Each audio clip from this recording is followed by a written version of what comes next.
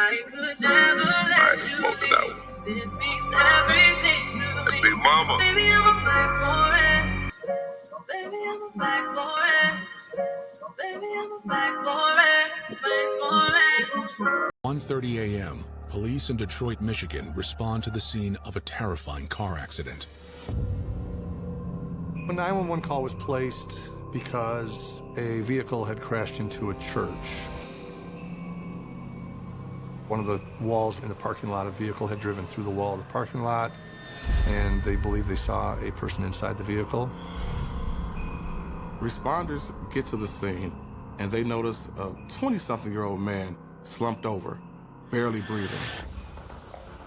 At those hours, it's typically pretty quiet. The person was driving eastbound on Mack Avenue. It looks like they lost control around this location. You can see the tires in the grass. He went through a 3-foot high brick wall, and then his vehicle came to a rest in a parking lot. Upon closer inspection, officers spot evidence of a reason for the crash. They notice bullet holes on the driver's side of the vehicle, as well as blood dripping from the man's body. EMS now arrives and discovers that the person is shot. There's a chest wound. Now it's turning into a different investigation. First responders are able to identify him as 29-year-old Jonte Brooks. They jump into action, and they rush him to the hospital because they try to save this man's life. Jonte Maurice Lewis Brooks was born in 1988. His mother, Teresa Brooks, had him when she was little more than a child herself.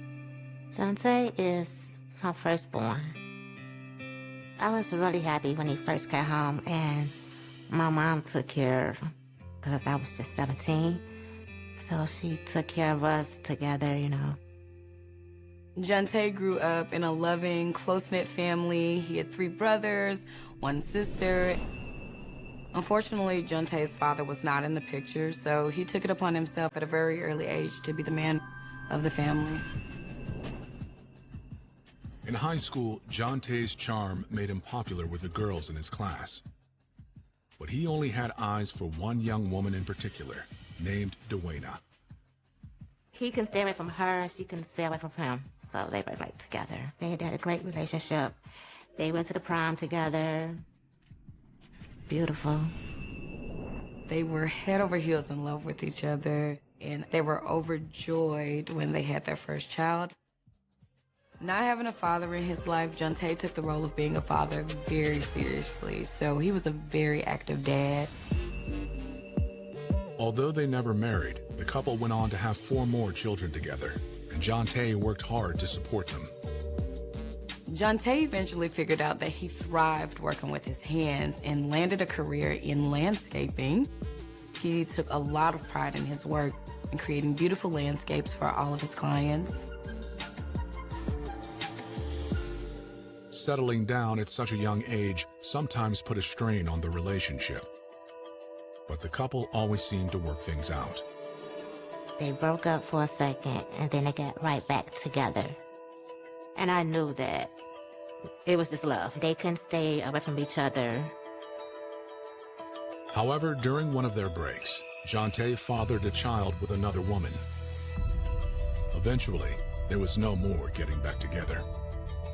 Even though he and the mom eventually went their separate ways, he still prioritized co-parenting and being there for all of his children. He was a great dad. He went, picked them up, took them wherever he went, brought them over to the house. Even if he wasn't going to be there, he still had the kids there, always. Even if he wasn't with the mothers any longer, he was right there, being a great father figure to all of them. Really proud of him, because there's a lot of men out here that have kids and just don't even recognize them. He didn't have a lot, but for sure he had those kids with him by his side, whatever he was doing. In the fall of 2016, Jonte decided to take another chance on love with 26-year-old Minetta Yeager. Minetta actually pursued Jonte, and he found this really appealing because she would take the initiative. And so she would take him out on dates, pick him up for dates, pay for things, and this was unfamiliar to someone who had to provide for everyone in his life.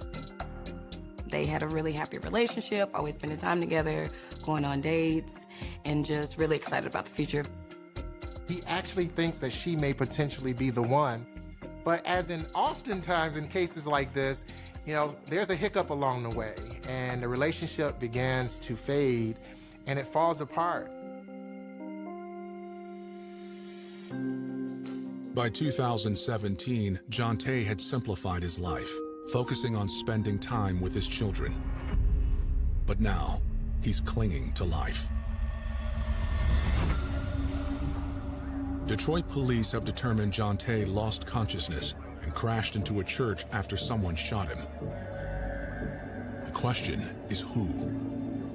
There's no guns in the car, there's no passenger in the vehicle, so obviously somebody from outside the vehicle fired into the car. We try to figure out, one is motive.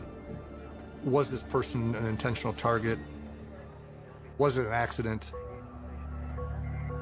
Witnesses tell police a truck was pursuing Jonte shortly before he crashed. Several witnesses noticed the white minivan seemed to be trying to get away from the red pickup truck. However, once the white minivan crashed into the church, the red pickup truck fled the scene. They were not able to see the license plate. However, they did notice there were two people in the vehicle, a man and a woman. Unfortunately, none of them saw the shooting. Officers survey the scene and notice there are no shell casings at the church. They realize the shooting must have occurred somewhere else. We would call that a two-part scene. The secondary crime scene would have been where he was found. The original crime scene would be where he was shot.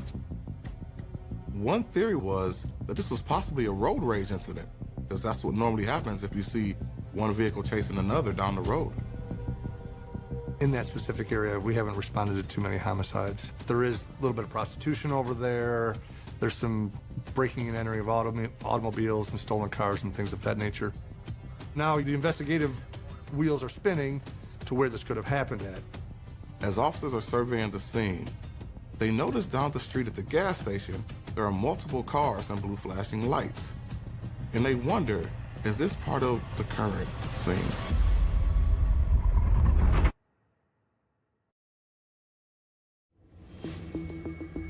In the early morning hours of August 17, 2017, Detroit police begin their investigation into the shooting of 29-year-old Jonte Brooks. Before they've even finished interviewing witnesses, they receive some tragic news.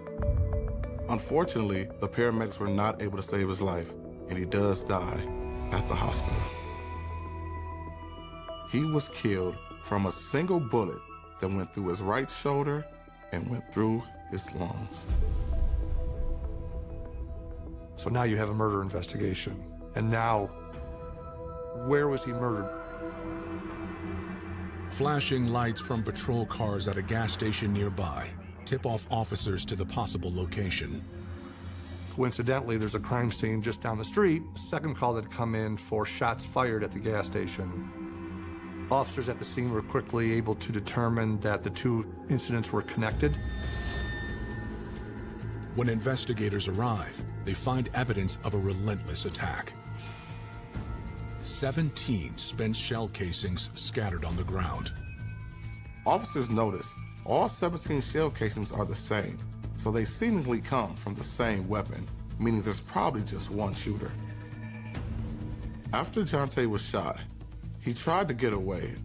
Unfortunately, he succumbed to his injuries, swerved and drove right into the church and crashed. You have a two-part scene, so we would have to break those two up and then have evidence techs or our crime scene services section document each location. 17 shell casings tell a story within itself, right? It says someone wanted someone dead.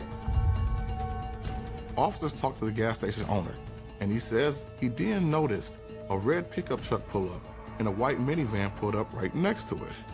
He heard some arguing and heard some gunshots, about 6 or 7 of them.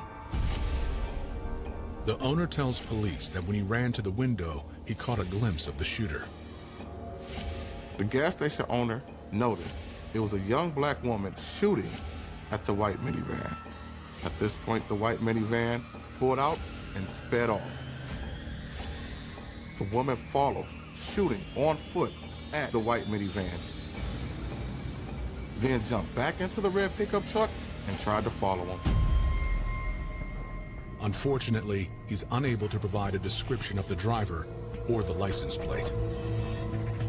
People don't look out the window and expect a homicide to happen and say, I'm documenting it step by step by step. I'm looking at my watch. Okay, it's now.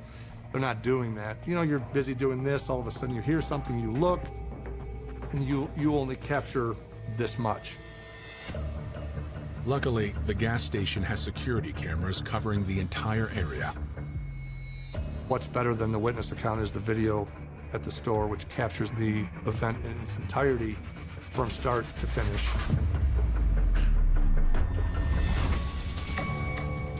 Officers review the surveillance footage, and they notice an older black man driving the vehicle and a young black woman in the passenger seat. She's on her phone, and she seems very animated as she's talking. At this point, a white minivan pulls up beside them with the window rolled down. They start to argue, and the young lady jumps out of the vehicle and starts shooting at the white minivan.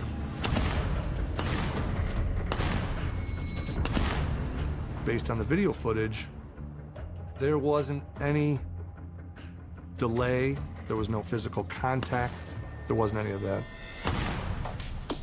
The video provides investigators with enough information to identify the driver.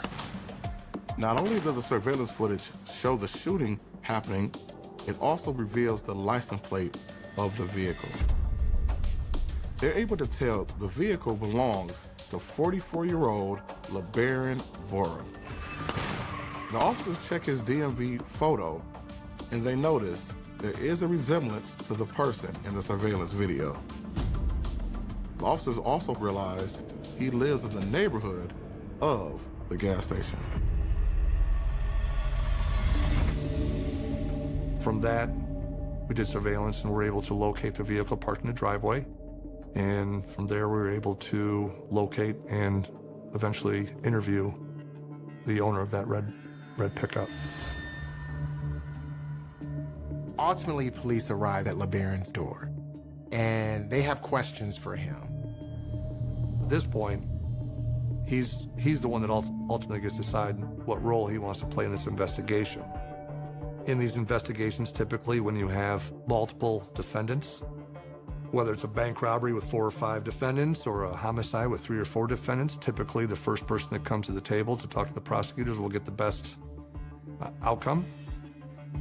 And he spills it all. It ends up being a very wild night and a wild scene.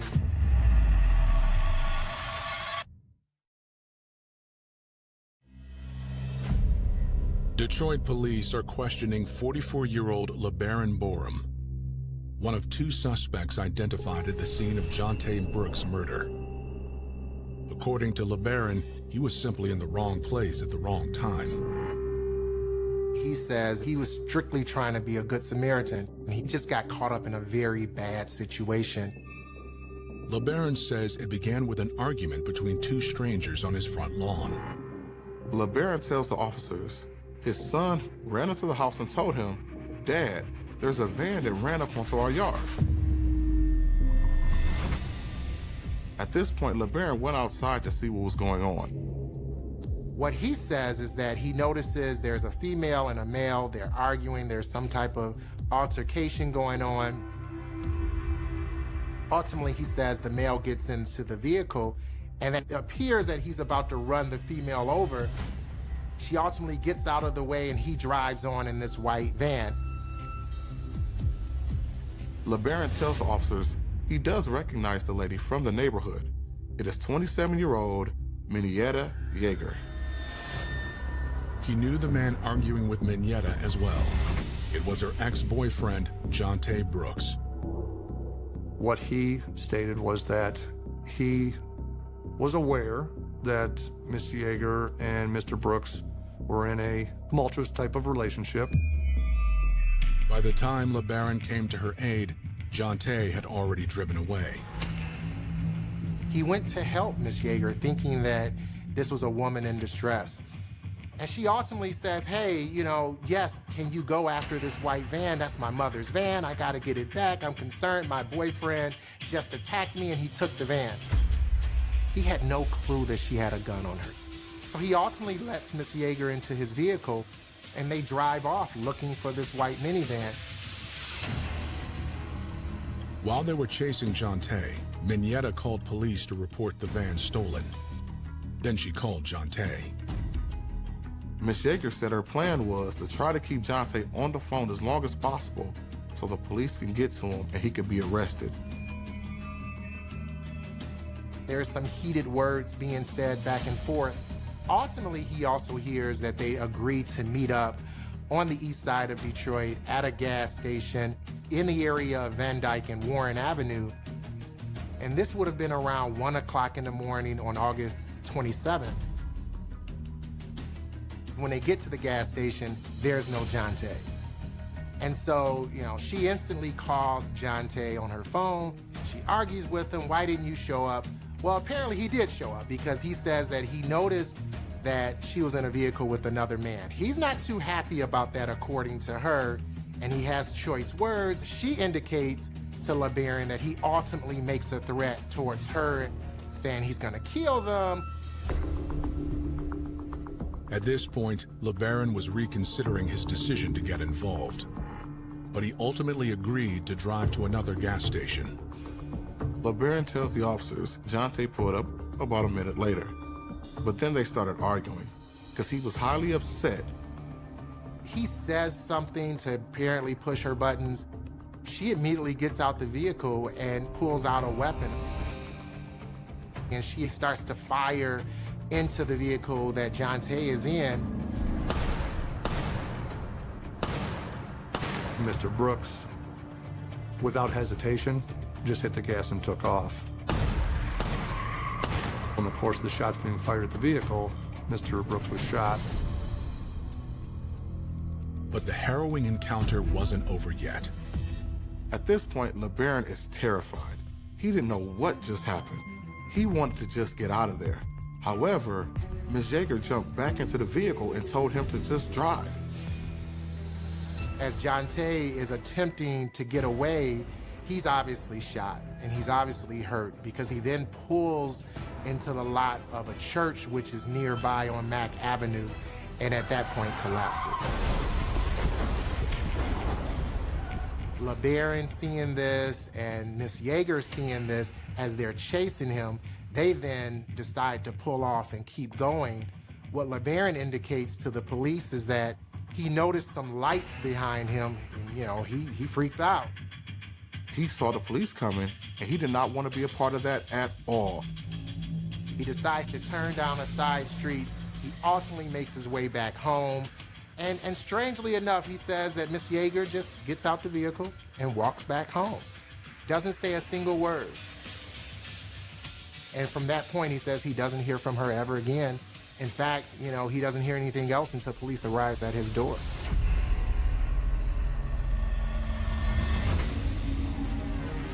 Investigators believe LeBaron is telling the truth. Unfortunately, his actions still make him an accessory to murder. I don't know if Miss Yeager was intentionally trying to kill Mr. Brooks, but her reckless display of firing a weapon and her disregard for life or anything, the outcome was ultimately homicide. So here we are. He is ultimately charged as an accessory after the fact. And police charged him because he helped her flee the scene. And then he doesn't immediately go to police.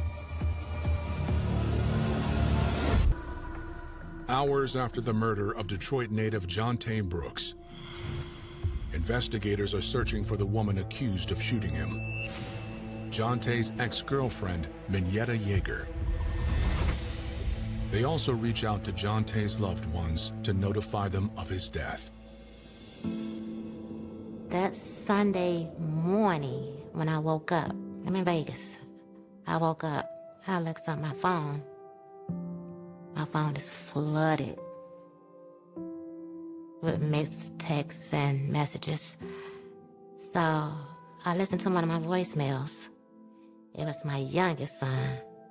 And he said, "Ma," he was crying. He said, "Ma, I can't believe this. This girl killed your son." I called home. I said, "What is going on?" My youngest son said, "Ma, I just got back from the hospital. I had to view him. He said she killed your son. I just lost it. I lost it." After recovering from the initial shock, Jonte's family tells police they feared something like this might eventually happen. What we had learned through the investigation was it was a tumultuous relationship. So while things started out great in the beginning for Jonte, the transition happened when things got a little more hostile in the relationship. So Miss Yeager started calling him a lot, stalking him, accusing him of being with other women, popping up unannounced at his family's house. I always heard her in my home, but I never cared to meet her or anything because she was loud, you know. Every time she came to my house, she was always loud. And I just told him that, you know, she can't come over no more because she's very disrespectful. And he said, okay. When partners start showing that behavior of calling him a lot, accusing him of being with other women, at first we take that as a sign of, you know, they like me, they're crazy about me. That behavior tends to get ignored a lot until it's very problematic, right? But at that point, it's a pattern, and you find yourself stuck in a relationship, right, that's unhealthy. I know there was a lot of 911 calls back and forth for the domestic situations between her and him. So there was definitely, from a long-term perspective, there was a build-up. Jonte's loved ones became even more concerned when they discovered Minetta's family had a history of violence. Unfortunately, Minetta was no stranger to this type of violence. Her sister years prior had murdered her ex-boyfriend and his current girlfriend. I told my son, I said, Jonte, Minetta is dangerous. Stay away. He was young. He said, okay, I know, Mom, I know. But he didn't. In August 2017, 2 weeks before Jonte's murder, the family says he and Minetta got into a heated argument. Miss Yeager was very erratic and emotional at this time. Jonte's mother showed the police officers her ring camera. And it shows Mrs. Yeager standing outside her house, banging on the door, yelling for Jonte to come out. He refuses to come out. However, finally, he does come to the door. They got into it. She bust out all my windows in my front of my house. And then she also bust out the window in my car. But despite Minetta's alleged violent outburst, Jonte refused to get police involved. In a case where you have the male that's the victim, what we oftentimes see is that they don't go to authorities for numerous reasons. One is they're not believed. Those type of cases, unfortunately, aren't taken seriously. And also, it's that male stigma, right? You want to be tough and to go to police or to go to friends or loved ones and say, hey, I'm being abused by this female. Well, takes a little way away from your masculinity. So men feel a little ashamed. You rather walk away. And that's what Jonte was doing here. Crazy. Instead, he finally decided to break up with her. August 27th, that's the day he got killed. But that Friday before, I talked to him, and he was like, Mom, I see what everybody is saying. I gotta get away from this girl. I said, Jonte, I agree. He said, I got to get away. When you're in a relationship that is hostile and volatile and unpredictable and unsafe, you do reach a breaking point, and you don't want to hear from that person anymore. You cut them off completely, and a lot of times that is not well received. The night before he died, Jonte agreed to meet up with Mignetta one last time.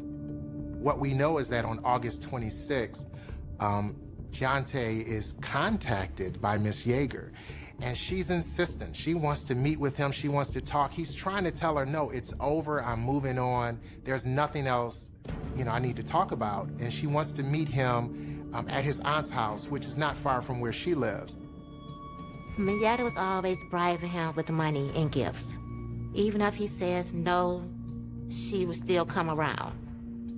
If he don't react the way that she want him to react, she would sit in the driveway and just blow on the horn. Just lay on the horn. So this particular night, she did this. Jonte didn't want no problems, because this was my sister's house. And she was beating on the door at first. My sister came to the door and told her that Jonte is asleep. So she go back to the car and just lays on the horn at my sister's home. Jonte came outside and, he went with her. Just a few hours later, Jonte was dead. And now, investigators can't find Mignetta anywhere. They've been cabin sitting the neighborhood. They put a bolo out. At this point, they even go to the news media because they cannot find her anywhere. This is on 11 o'clock news, 6 o'clock news, and ultimately someone does see and does give information. It's her, it's Miss Yeager herself. Less than 24 hours after fatally shooting her ex-boyfriend, Jonte Brooks, Mignetta Yeager turns herself in to Detroit police.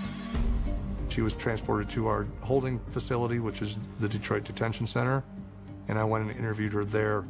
But I believe that she had an opportunity to speak with a lawyer before she turned herself in, so our interview was very short. The story Mignetta tells police is quite different from the one they've heard so far. Mignetta claims she's the one who ended the relationship with Jonte, not the other way around. She says she was abused by Jonte for months now. And at this point, she went to the mother's house because she finally had the courage to break up with him. She says that once she told him that she wanted to break up, he went crazy.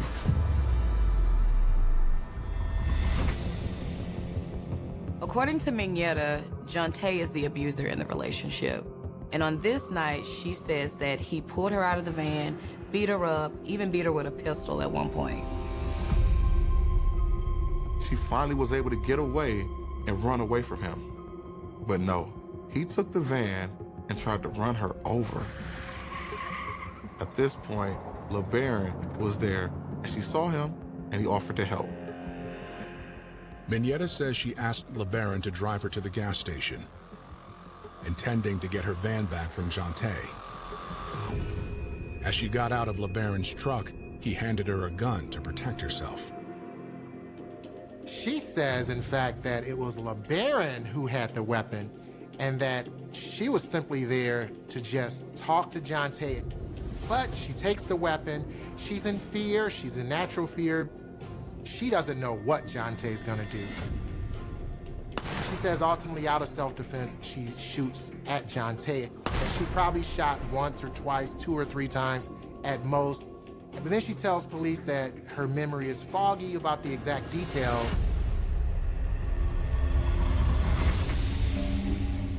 Investigators are skeptical of her claims.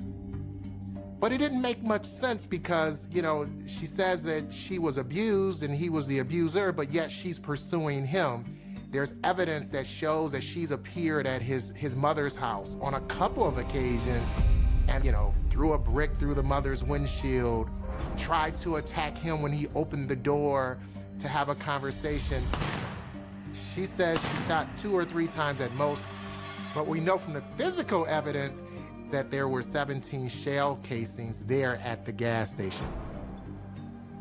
The police had a tough job in this situation because on one hand we have Marietta who is reporting abuse, and then on the other hand they also have contradicting reports where she was the abuser. In a situation of domestic violence, you'll see signs of abuse. You'll see black eyes, you'll see broken noses, you'll see fat lips and cuts and scars and things of that nature. But in this situation, I don't remember any type of injuries to her.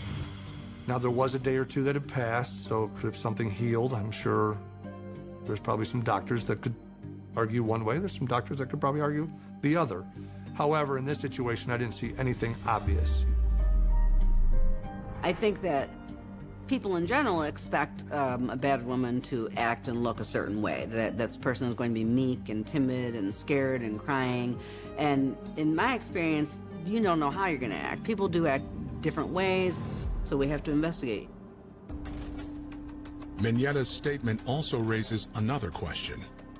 Miss Yeager said LeBaron gave her a gun, but LeBaron said Miss Yeager just brandished the gun. So where did the gun come from?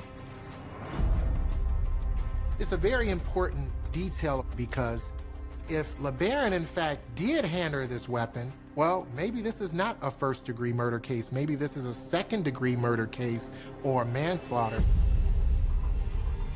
When investigators re-interview LeBaron Borum, he says Minietta is lying. LeBaron says he doesn't own a gun, does not have one registered to him or anything. The police even search his home and do not find one. But Minietta doesn't appear to have the gun either. In murder cases, oftentimes the defendant, especially when they've had time to flee the scene and head home, they'll discard the weapon, they'll throw it somewhere, they'll hide it someplace, they might pass it on to someone else. Police did search for the weapon but couldn't find it, which is not unusual. But they have enough evidence. There's a misconception that you need a firearm to prove a homicide occurred or to charge somebody with homicide. That's not true. The video evidence is pretty damning in and of itself. On August 30th, 2017, Minietta Yeager is charged with first-degree murder. At her arraignment, she shows little remorse. It was like around her birthday, and she told the judge, well, can we get this on because my birthday is coming up, so I want to get out of here. And the judge say, Miss Minietta, this is a homicide right here. You're not getting out that fast.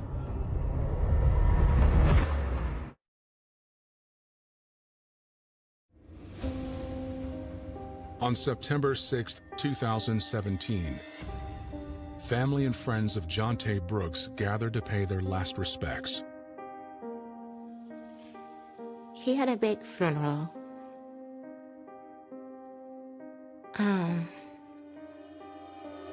We kept the casket open. I didn't want them to close it on him, And I won't ever let you go. You're my everything and more. Man, I miss my grandma, man. I could never let you smoke it out. This means everything to me. Big mama. Baby, I'm a fight for it. Baby, I'm a fight for it. Fight for it.